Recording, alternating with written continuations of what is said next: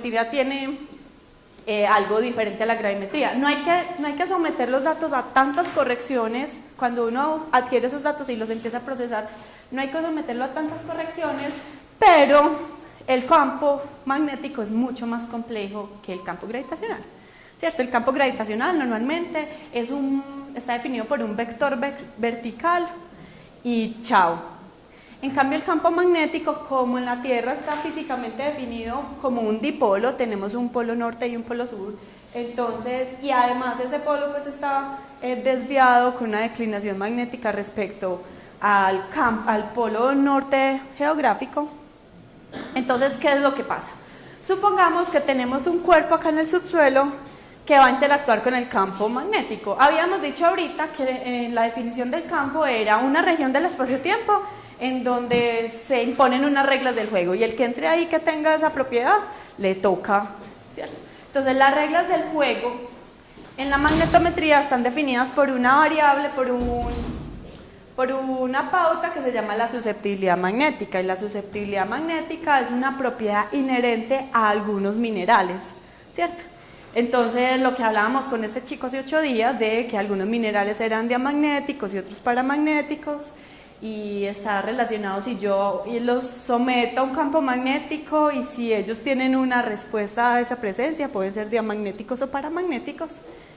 Y mineralógicamente hablando, el 99% de los minerales magnéticos en la Tierra son o magnetita o pirrotinita, ¿cierto?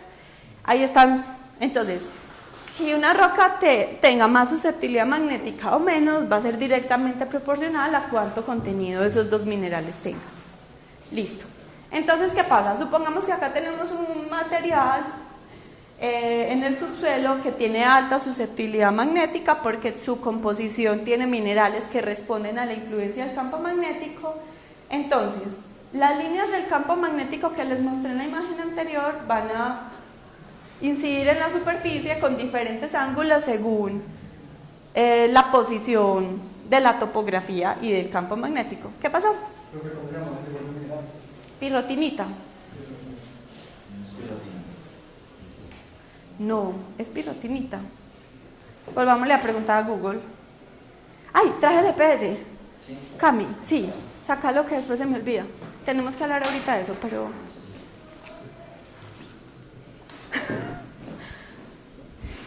pero creo que no tiene pilas. Ahorita vemos si por acá andan pilas. Bueno, listo. Entonces, este cuerpo va a ser, digamos que las líneas de campo magnético están entrando acá a la superficie, ¿cierto? Entonces, si las líneas de campo magnético entran y pasan por este cuerpo, y este cuerpo a su vez es capaz de generar una distorsión de esas líneas del campo magnético, de tal forma que el resultado final es que el campo puede sentir vectorialmente un incremento o una disminución conforme este cuerpo interactúa con él, ¿cierto?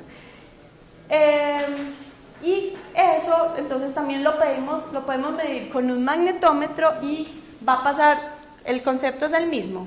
¿Cómo es capaz mi cuerpo, que tiene una capacidad de interactuar con ese campo magnético, qué tanto es capaz de alejarme de las mediciones regionales del campo magnético, ¿cierto?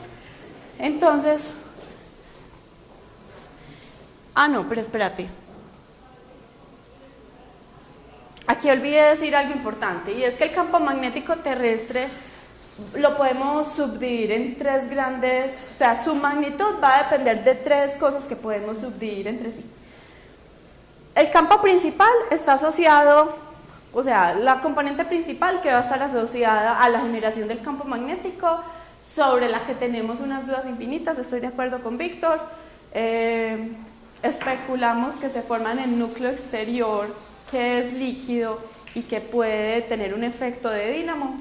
Hasta ahí es hasta donde especulamos, pero no sabemos mucho más.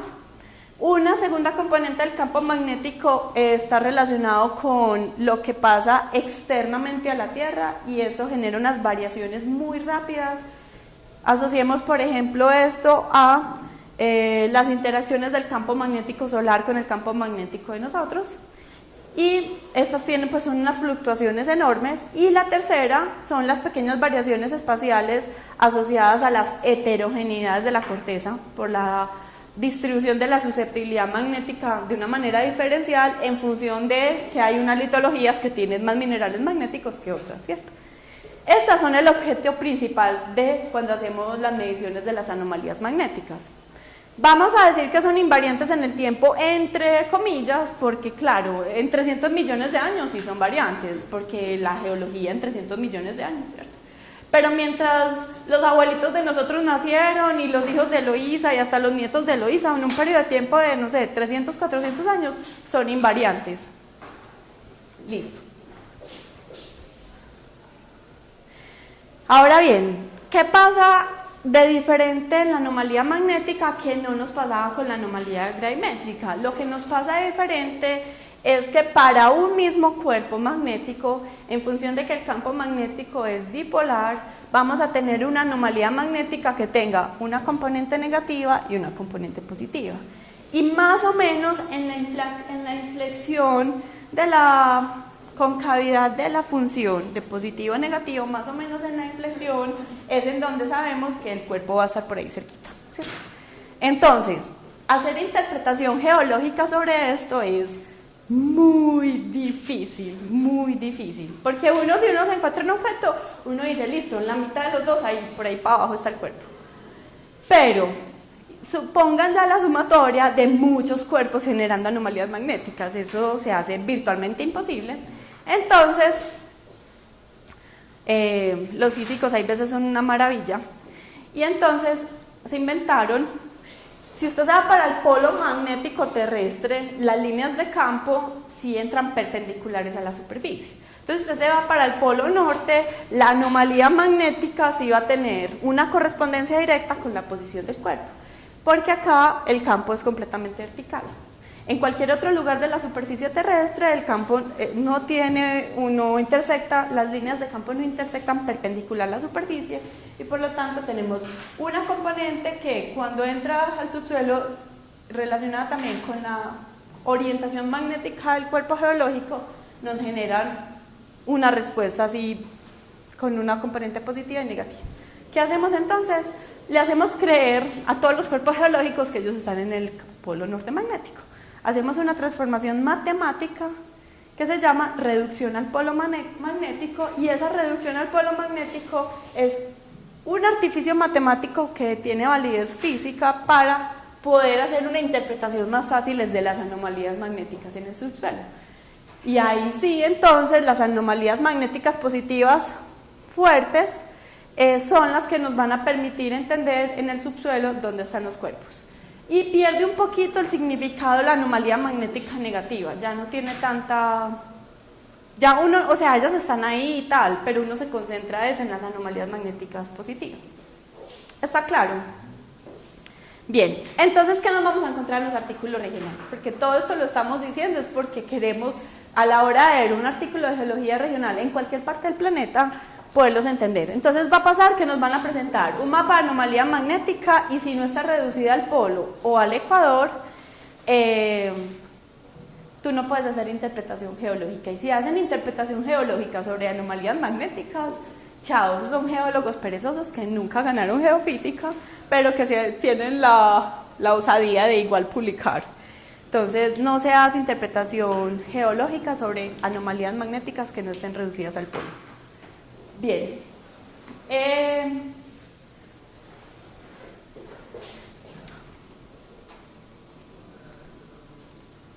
listo. Entonces, la anomalía magnética se calcula como la intensidad magnética total del campo menos el IGRF, y el IGRF es una corrección que se hace porque sí le tenemos que restar al campo magnético las variaciones anuales del campo asociadas a la actividad solar, etcétera, etcétera.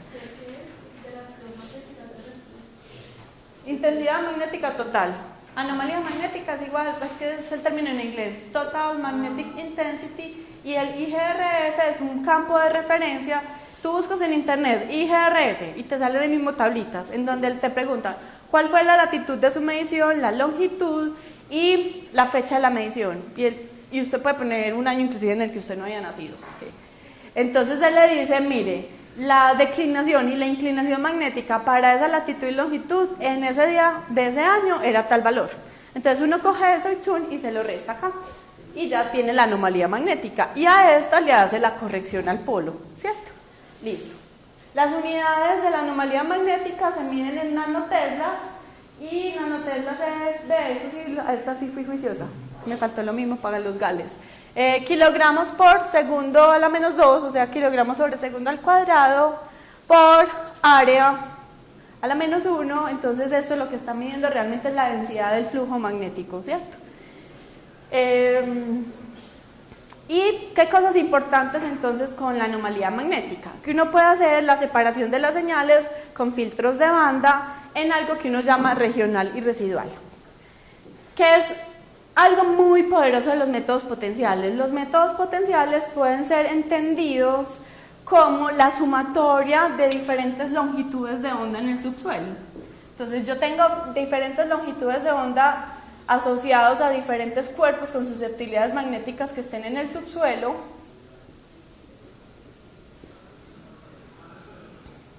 Y en principio, longitudes de onda más cortas van a estar asociadas a cuerpos que están más superficiales en la corteza, longitudes de onda más largas van a estar asociados a cuerpos que estén más profundos en la corteza, y cuando yo tengo entonces mi anomalía total, la anomalía total es la sumatoria de estas diferentes, ¿cierto?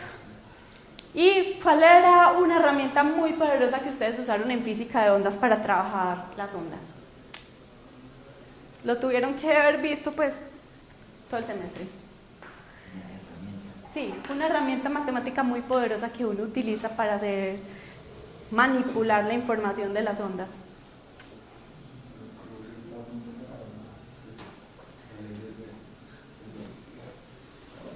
¿Han oído hablar la palabra transformación de Fourier? ¿Qué es? ¿Nunca lo estudiaron? ¿No lo vieron? ¿No? Ah, no, parce.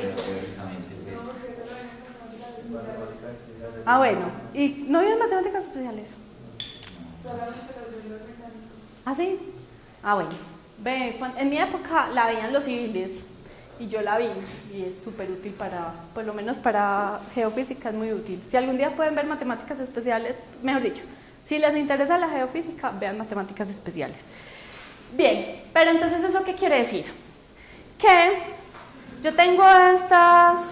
No, pero sí lo tuvieron que haber visto. O sea, si ustedes tienen una onda,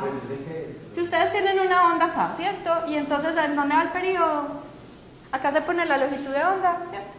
Y acá se pone el periodo de la onda. Y entonces uno mide, la longitud de onda se mide de acá hasta acá, ¿sí o qué? Y la amplitud de la onda, eso sí lo vieron, eso sí lo saben, ¿cierto? Entonces, uno puede, cuando uno tiene una onda así, uno tiene esta onda en un dominio que se llama el dominio espectral. Entonces la transformada de Fourier es la que me coge la anomalía gravimétrica y me la lleva al dominio espectral. Entonces uno puede hacer un análisis espectral de tu señal, tú coges tu mapa de anomalía magnética ya reducido al polo y le haces, o sin reducir, ahí no importa la reducción, y le haces un análisis espectral, o sea, haces una transformación de Fourier que te permite coger el dominio espacial, porque tú tienes un mapa con coordenadas de X y haces una transformación del dominio espacial al dominio espectral. Esa transformación matemáticamente se llama la transformada de Fourier. Cuando uno hace esa transformación y llega al dominio de Fourier, entonces uno puede hacer un análisis espectral y es maravilloso, porque ya tú descompones toda tu anomalía magnética y él te dice, yo tengo fuentes magnéticas que me podrían estar reproduciendo esto, esto y esto. Y eso es una maravilla, o sea, eso ahí es como ser el dueño del universo.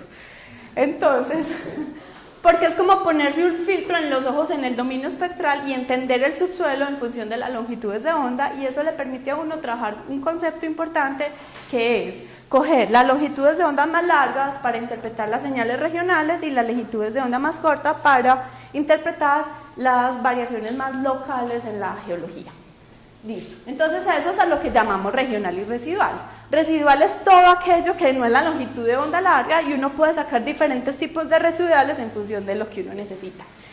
Chicos, este mismo concepto se trabaja también mucho en sísmica. Uno en sísmica también puede llevar la información al dominio de Fourier, hacer esas transformaciones y hacer análisis de contenidos espectrales para correr atributos sísmicos, y vamos a ver si lo alcanzamos a hacer en el proyecto, si algún día cargan esa sísmica. ¿Ya? Sí. Ah, te amo.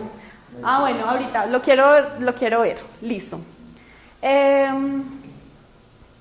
La magnetometría tiene una limitación en comparación a la gravimetría, y es que la gravimetría, en principio, usted podría sacar longitudes de onda. Si usted está en un satélite, ese satélite casi que es capaz de iluminarle interfaces muy profundas en la Tierra. Pero en la magnetometría, en la isoterma de Curie, chao, se pierde la susceptibilidad magnética. Entonces, la magnetometría sí tiene un límite vertical por la isoterma de Curie. Eso lo vieron en física química mineral, espero. Ah, yo también. Ah, bueno. Lo deben haber estudiado en mineralogía. Pero entonces, con la isoterma de Curie, por debajo de la isoterma de Curie se pierde ya entonces la propiedad magnética. Entonces uno no usa magnetometría para hacer interfaces súper profundas. Entonces, los dos únicos métodos que sirven para hacer geodinámica terrestre así son telesísmica, es decir, sismos de grandes propagaciones, la conferencia de Gaspar en EAFIT, y la gravimetría. Matriculé de un curso de geofísica. Ah, no, verdad que no es importante. El espectro es los valores de los hertz, longitudes de onda. Ajá. Entonces, ¿cómo terminamos teniendo ese espectro? Pues, ¿qué relación tiene como lo que usted tiene del dominio? No, tendrías que saber transformadas de Fourier y matemáticas especiales. Por eso les digo, no me puedo poner a hablar de eso porque no hemos empezado a hablar de geología de Colombia. Eso es simplemente el valor en hertz de la anomalía. Eso descompone la señal anomalética. Es que es muy difícil, es como pasarse de un dominio a otro. Mira, la mejor analogía es sísmica. En sísmica estamos trabajando un dominio temporal de la información, y con unas funciones de conversiones tiempo-profundidad podemos pasar del dominio del tiempo al dominio del espacio.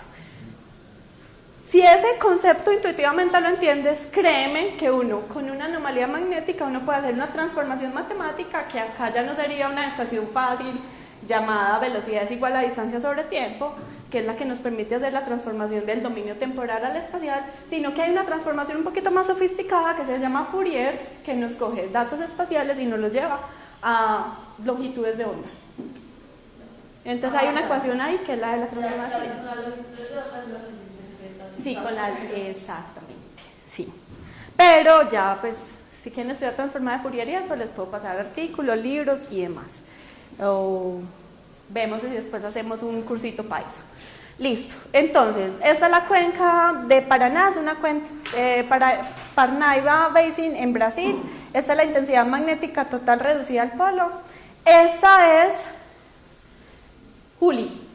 Mira, esta es, cogí la señal y le saqué su regional, las longitudes de onda larga y las longitudes de onda corta.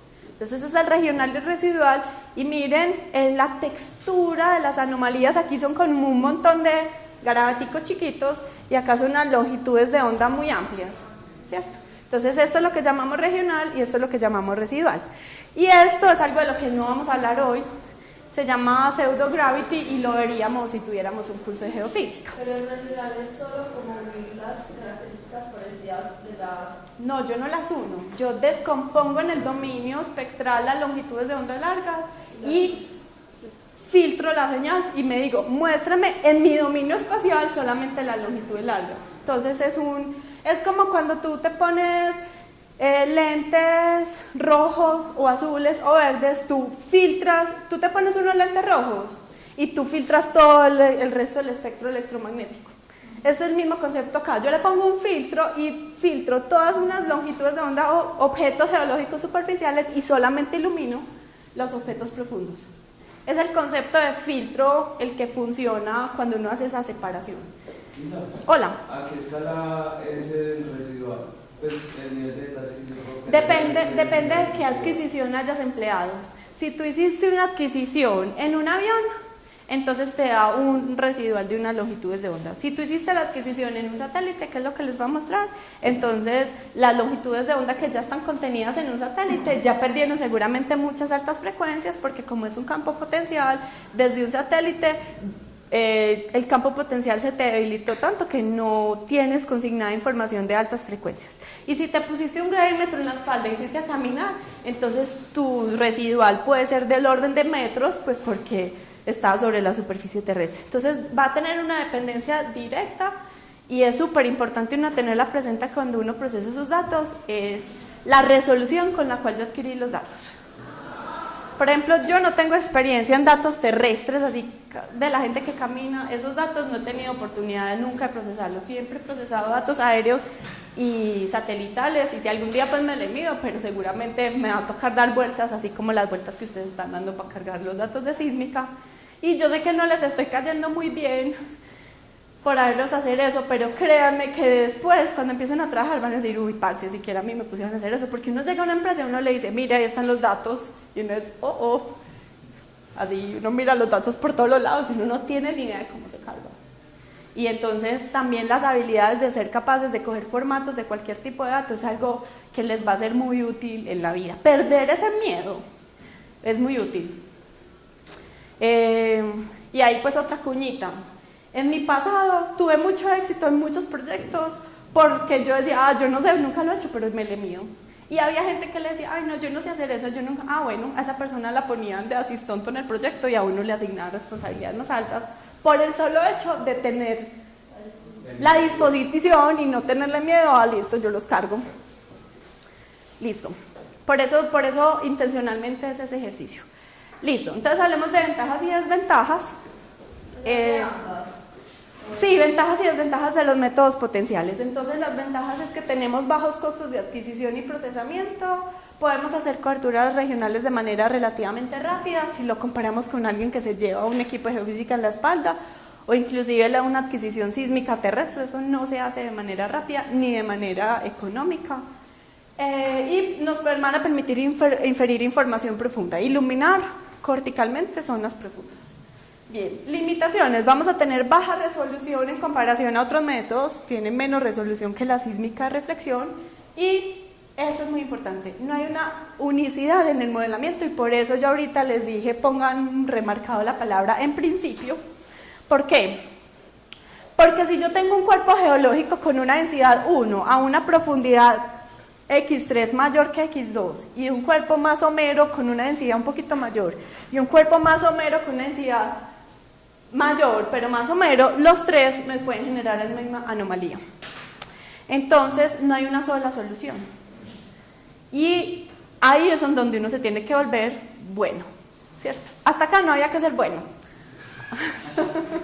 Hasta acá es algo, o sea, hasta este punto, hasta lo que hemos hablado, chicos, es algo que cualquiera que haya visto un curso, que se haya leído un libro, entendió los conceptos ya.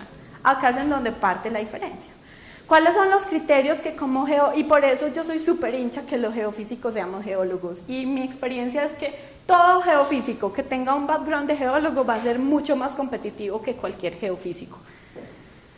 Siempre. Un geofísico que no sea geólogo, Juan José, a mí me parece muy bueno que Juan José va a ser más competitivo que sus otros compañeros, porque va a entender la naturaleza de sus datos para dónde van. Un geofísico puede ser mantesísimo en algoritmos, en computación y todo eso, pero al final llegó a esto, y él no va a tener ningún criterio para quedarse con este modelo, con este modelo o con este modelo. En cambio un geólogo sí, y ahí es en donde uno se vuelve bueno. Entonces, ¿qué es lo que pasa a partir de este punto? Que uno coge toda la información de geología disponible, pozos, geología superficial, estratigrafía, sísmica, etcétera, etcétera, y empieza a configurar modelos geológicos que te reduzcan el número de soluciones posibles que tus métodos geofísicos te dan, ¿cierto? Y eso se aprende a punta de leer mucho, estudiar mucho, escuchar al estructural, escuchar al estratígrafo, irse a leer los libros, los artículos, equivocarse, ir y venir, y estar dispuesto a trabajar con múltiples hipótesis. Y por eso, desde que estuvimos hablando en geología estructural, les insistí tanto, y en geología del petróleo, siempre tengan una mente de trabajar con múltiples hipótesis.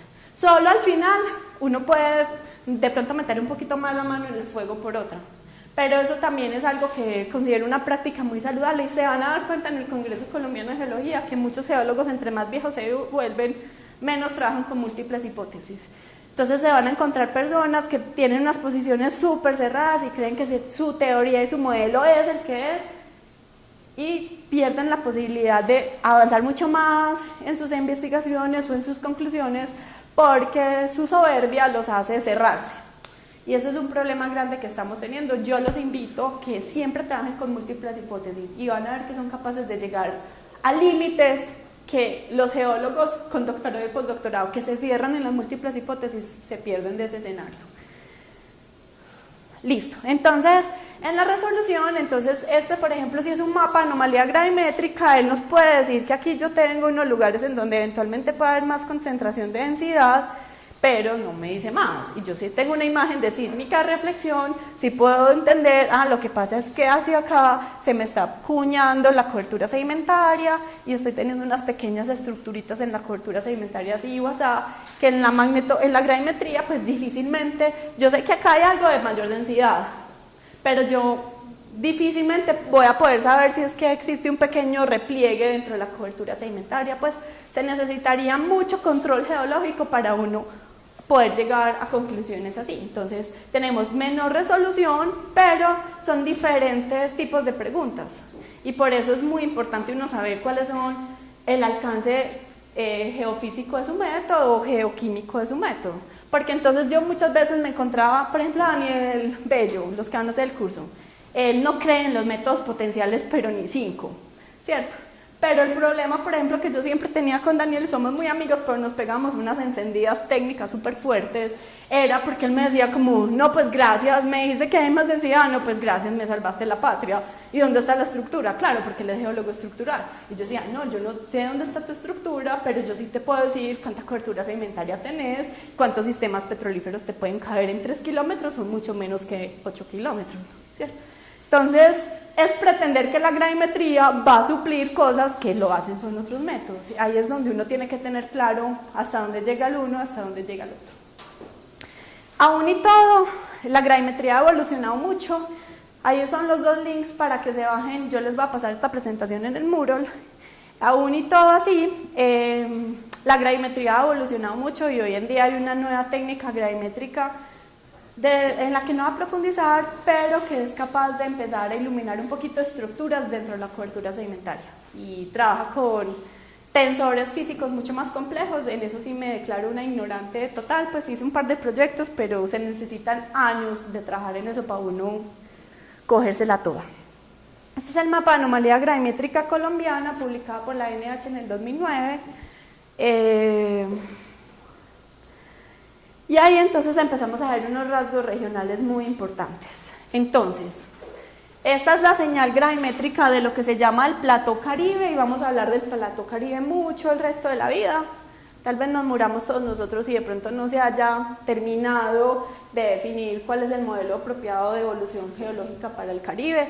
Se van a encontrar en el Congreso Colombiano de Geología una escuela que creen que ya su modelo es el que es, y algunos geólogos y geofísicos diferimos de ellos. Entonces, más adelante vamos a hablar del Caribe.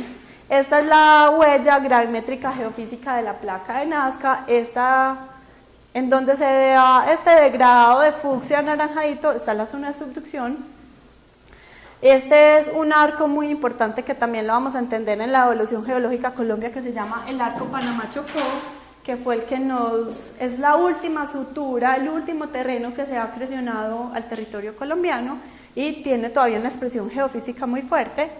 Esta es mi bella llamada Sierra Nevada de Santa Marta, es mía, no mentira. Esta es la cordillera oriental y la cordillera oriental tiene esta expresión, pues oriental y central, tienen esa expresión porque están isostáticamente compensadas. ¿Se acuerdan de lo que habíamos hablado hace un rato? Entonces se ve así porque el mojo se tiene que profundizar demasiado para poder compensar, para que el régimen de esfuerzos corticales que se desarrollan para poder sostener una masa, una mole como es una cordillera, Uno de los mecanismos geodinámicos que existen es que el mojo se profundice para que los esfuerzos se puedan redistribuir y la montaña se sostenga. Está ahí sostenida, todo lo vemos, ¿cierto? Listo. Aquí queda la serranía del Chiribiquete. Ella hoy en día tiene un relieve topográfico positivo, pero es una anomalía negativa porque está hecha de cobertura sedimentaria, entonces es como una cuenquita que se levanta ahí un pedacito, pero es una cuenquita sedimentaria. Y estas que vemos acá en azul, esta es la cuenca de San Juan y Atrato. Es espectacular toda esta zona, de pronto más adelante les muestro, yo he hecho modelamiento cuantitativo en esta zona.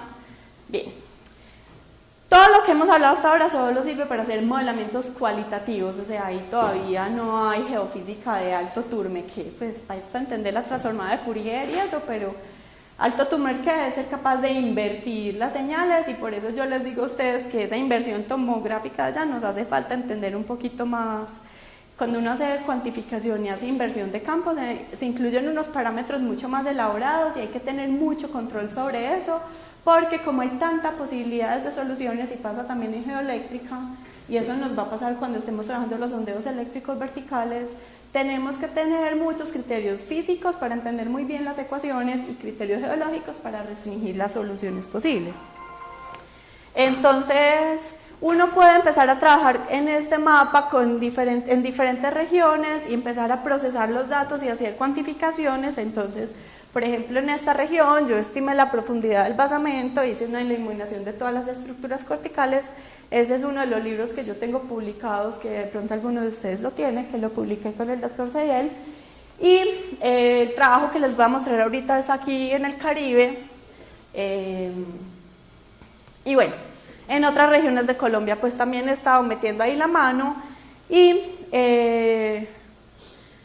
empezamos a ver entonces que uno con gravimetría puede tener información importante de lo que está pasando en la geología regional en Colombia, ¿cierto? Esta es la división de las cuencas según la NH y esa división de las cuencas sedimentarias está fundamentada principalmente en el mapa gravimétrico. Entonces, miren que muchos de los límites los usan empleando cambios entre altos de basamento y demás. Aquí si uno resta el efecto isostático, aquí pasan unas cosas interesantes que también le permiten a uno hacer la subdivisión entre, esto es lo que llamamos cordillera oriental, esto es lo que llamamos pie de monte de la cordillera oriental, esta franjita acá, que es lo que conocemos como el Fortland, ¿cierto? El Fortland se nos desarrolla como hacia acá, el Fortland de los Llanos, la cuenca Tumaco, offshore. Esta es la definición de la ANH, pero con el doctor Cediel yo propuse una división más especializada porque hay unos altos estructurales que permiten separar el San Juan del Atrato y acá también podemos hacer una separación. Este es un doble arco magmático, es una colisión tectónica que genera un doble arco magmático, lo vamos a estudiar más adelante. Y acá esto es lo que se llama el Valle Inferior del Magdalena. Este es el Valle Superior del Magdalena, Valle Medio del Magdalena, y en el Valle Inferior del Magdalena aquí tenemos un rasgo que no sé si se dan cuenta que acá se separan dos anomalías. Esto es lo que se conoce como la subcuenca de San Jorge, Plato y San Jorge. Este es el cinturón deformado del Sinú, San Jacinto en el onshore, Sinú en el offshore, Sierra Nevada de Santa Marta. Acá tenemos la cuenca César Ranchería, la Baja Guajira en donde tenemos el Tayrona y afuera ¿cómo se llama la de afuera? Se me acaba de olvidar. Bueno, cuando me acuerde les digo. Listo, las estructuras regionales mayores, muchas de ellas tienen una evidencia muy fuerte en la anomalía gravimétrica. Este es el mapa estructural del doctor Cediel. Y entonces más adelante quiero que empecemos a jugar con cosas, pero miren, por ejemplo en toda esta zona del cratón, miren la dependencia tan fuerte que hay entre las estructuras y las anomalías gravimétricas. Acá lo que les digo, la anomalía, la compensación isostática y la cobertura sedimentaria es muy potente, entonces tendría uno que trabajar muchos filtros y procesar mucho la señal para quitar las señales que a uno no le interesan.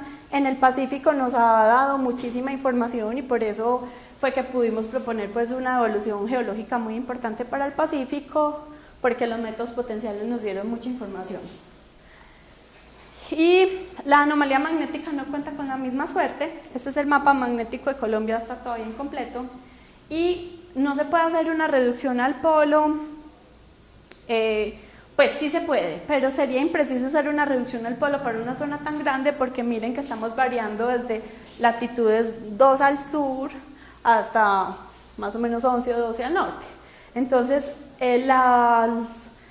sería muy impreciso usar una sola declinación y inclinación magnética, porque en toda esta zona los vectores que intersectan la superficie, los vectores del campo magnético, pues tienen mucha variabilidad. Entonces usar una sola corrección matemática es muy impreciso, y lo que yo he hecho es que la he dividido por áreas. Entonces cuando trabajé el Pacífico lo dividí acá, cuando he trabajado los llanos entonces hago solo lo de los llanos, cuando trabajé el Valle Medio solo el Valle Medio, y en el Caribe, y así sucesivamente. Entonces, por ejemplo, esta es la anomalía magnética en el Pacífico ya reducida al polo, y acá entonces uno ve una señal súper fuerte. ¿Han escuchado hablar de la falla de Uramita?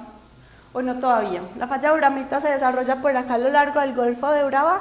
Es una falla muy importante, y miren la expresión magnética que tiene el arco Panamá-Chocó, que es la última colisión que nos trajo la acreción de la cordillera occidental a Sudamérica. Y la serranía del Baudó, que también estoy tratando de entender si ahí hay intercalaciones. Pues en una publicación propuse que este bandeamiento acá de rojo, azul, verde, podría de pronto ser una dorsal oceánica abortada, pero es un estudio que no he tenido tiempo de terminar. Si alguno me lo quiere ayudar a terminar, podríamos trabajar en eso, en los ratos libres. 2 publicaciones importantes para que las busquen, que tienen implícito el tema de las anomalías. Bueno, vamos a hacer rápido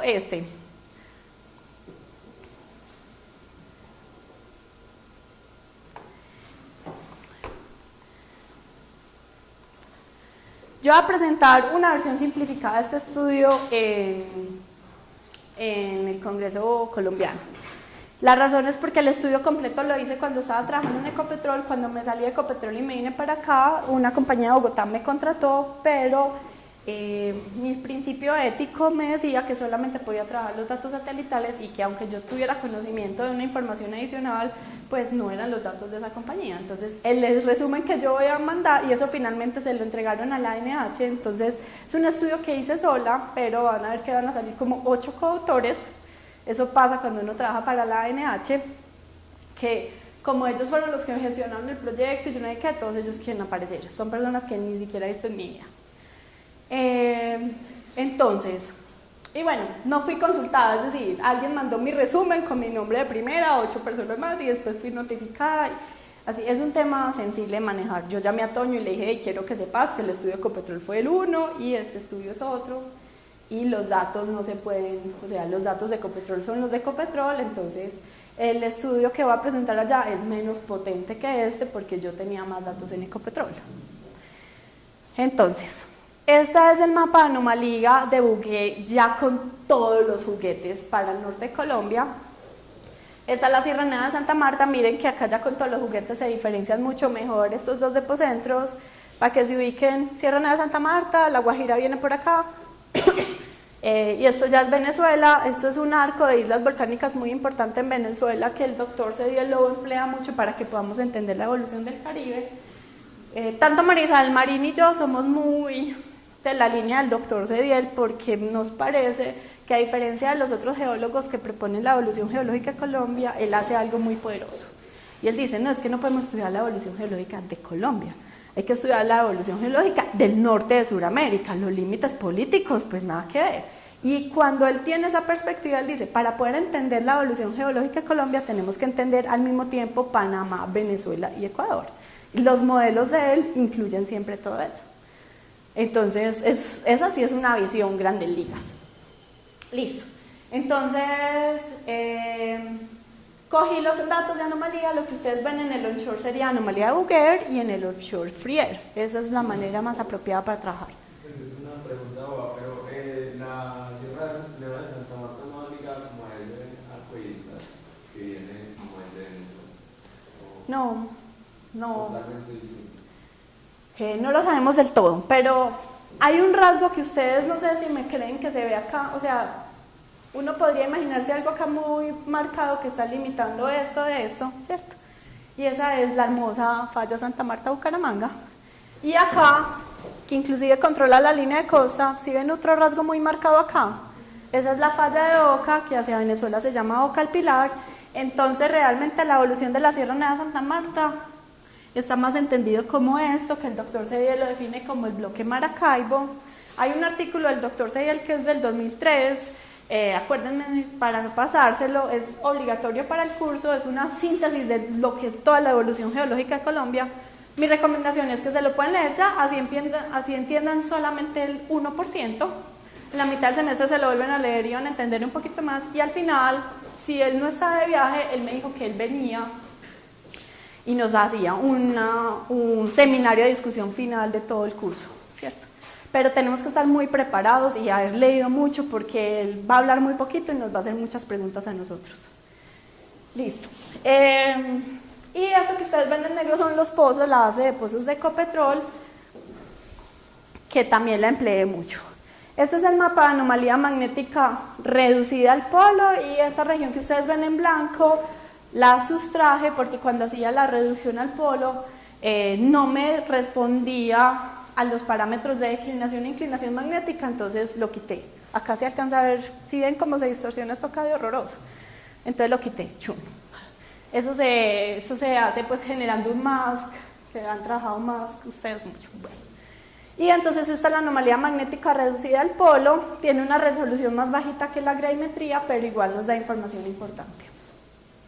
Entonces una de las cosas que les dije que se podía hacer con métodos potenciales era interpretar los depocentros. Estos son todos los depocentros existentes, están desplegados, en el fondo está la anomalía gravimétrica, pero realmente lo que yo hice fue que hice un filtro de frecuencias con el mismo criterio que les conté ahorita de la descomposición espectral, buscando cuáles eran las frecuencias más apropiadas para iluminar los depocentros. Entonces ahí casi que no es ni regional ni residual, que es como un concepto extremo, sino como con un entendimiento de la geología regional, buscar cuáles son los filtros que mejor me iluminan los depocentros, y yo ya más o menos sé por dónde están los depocentros. Entonces busco un filtro que me ausculte mejor dónde están mis depocentros.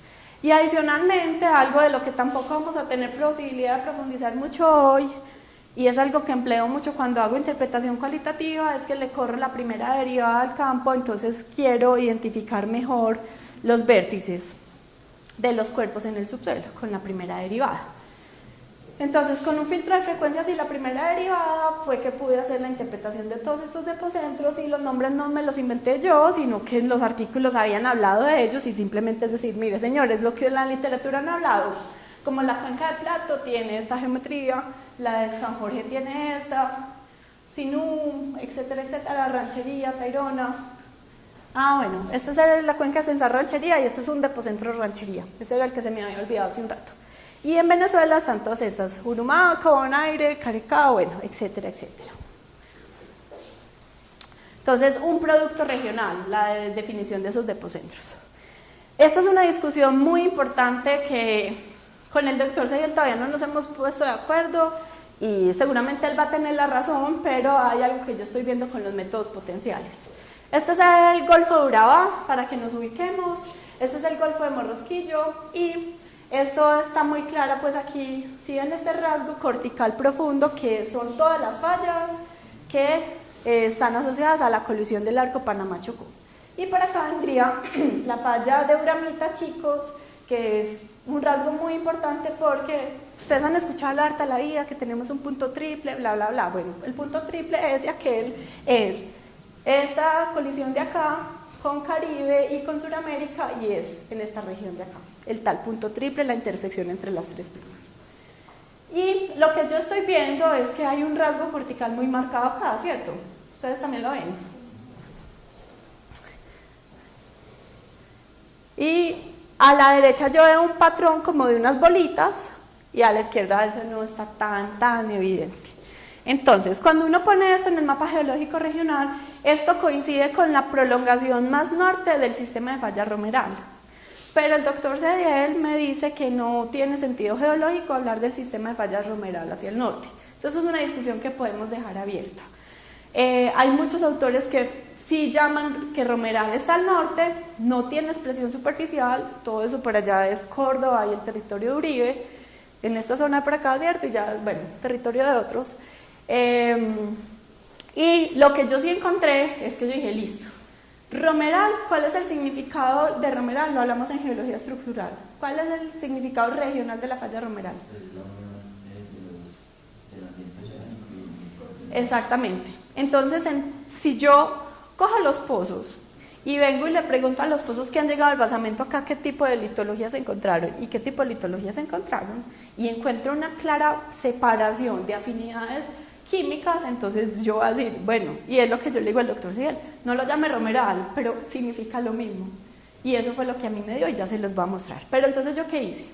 Los pozos me están iluminando solo un puntico aislado, pero los campos magnéticos me están sugiriendo unas anomalías así. Entonces hay una derivada matemática que se llama la señal analítica, y esa señal analítica es mucho más hábil para marcarme mucho. Miren esto acá que se ve como una tripita, entonces acá me están mostrando es como el trazo de la falla, ¿cierto? Pero miren que acá ya aparece una textura diferente, sugiriendo, desde mi interpretación, intrusivos, cuerpos intrusivos, que se alinean perfectamente acá y que están de una manera mucho más explícita al este de ese gran lineamiento, ¿cierto? Entonces, bueno, me fui a la base de datos de pozos de Ecopetrol, había alguien que ya había organizado un poco, entonces no fue tan difícil para mí terminarla de hacer, y lo que encontré fue que lo que yo había interpretado, encontré que muchos pozos caían ahí encima, y estos que son amarillitos eran cuerpos intrusivos ígneos félsicos, que es afinidad continental. Y al oeste encontré máficos y ultramáficos, que son cuerpos tradicionalmente de afinidades oceánicas. Entonces, en términos generales, uno sí puede pensar que acá existe algo que en el norte de Colombia pareciera estar mostrando lo mismo, y por eso es que yo digo, pues, la podemos llamar Romeral, en donde tengo un límite entre cuerpos de afinidad continental versus cuerpos de afinidad oceánica. Acá esto está interrogado porque la señal geofísica sugiere que el límite se va en línea recta, pero con Martín Cortés y yo hubo una época que hicimos mucha investigación juntos, y con Martín cuando íbamos y revisábamos acá la sísmica no nos parecía que esta sutura siguiera así. Y hay un rasgo en superficie evidente, y es que la falla Santa Marta de Bucaramanga es una falla sinestral. Y si acá yo tengo un cuerpo, y eso lo vamos a ver cuando estemos hablando de la Sierra Nevada, yo tengo acá el límite entre la afinidad continental en la sierra de la afinidad oceánica, entonces yo tengo, y este límite lo controlo en superficie, un dato duro mata geofísica, ¿cierto? Entonces el dato duro me dice que, y yo sé que es una falla sinestral, entonces el límite no lo puedo poner acá porque la falla de Santa Marta dejaría de ser sinestral. Entonces por eso es que tuvimos que hacer ese quiebre. Pero esto después, si fuéramos a publicar un mapa, esto tendría que salir punteadito, porque es un límite especulativo. ¿Listo? Y hacia acá también pensamos que este límite de acá lo trabajé también con Martín. Pensamos que el límite entre la afinidad continental y la oceánica viene por acá. Es un poquito más complejo esto, pero en términos generales la señal geofísica está proponiendo, y cuando nos metemos a Venezuela, allá tenemos otros controles en superficie, líneas sísmicas y demás. Entonces, este estudio, bueno, y al final, listo, cogí la anomalía magnética reducida al polo y le corrí unos atributos que se llaman las derivadas tilt y otro tipo de derivadas que permiten poder iluminar muy bien rasgos. Las derivadas desde el punto de vista geofísico, las derivadas de primer orden y segundo orden, lo que nos ayudan es a encontrar los bordes de los cuerpos, ¿cierto? Y acuérdense que una derivada de primer orden sobre una esfera es una tangente, ¿cierto? Entonces con ese mismo concepto se va uno como hacia los cuerpos geológicos. Y entonces hay unas derivadas que son unas combinaciones entre derivadas de primer orden y segundo orden, y esas son las que se llaman señal analítica y tilt. Y esas derivadas son muy buenas si uno quiere entonces encontrar lineamientos, y esta es mi interpretación de lineamientos en toda la región.